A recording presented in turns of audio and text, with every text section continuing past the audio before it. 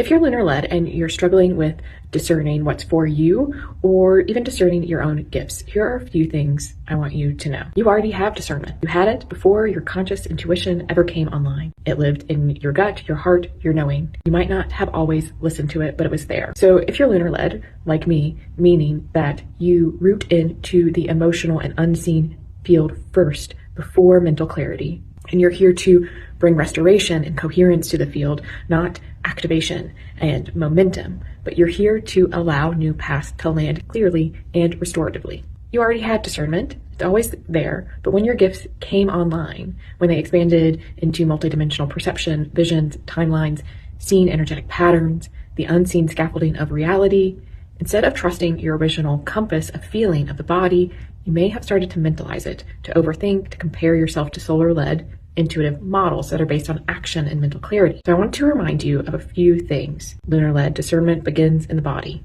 You feel first, you cohere through sensation, rhythm, and relational truth. As your intuitive awareness expands, your gifts probably don't look like everyone else's, and they're not supposed to be. You're meant to do something differently. So for example, you may see timelines, but it's not to predict them. It's not to know what's going to happen. And I wish that someone had told me this.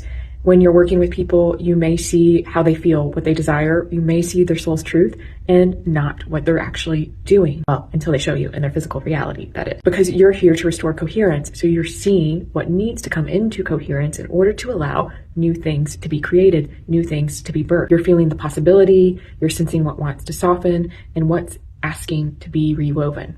And you're remembering how to gather all the pieces, how to feel them with your new intuitive senses, and how to reweave them strategically. So it's not linear, it's what I call an oracle spiral. It's weaving the web. Sometimes your discernment feels like a soft no in the body, or I just don't think that's right. And sometimes as a deep yes in your gut, in your heart.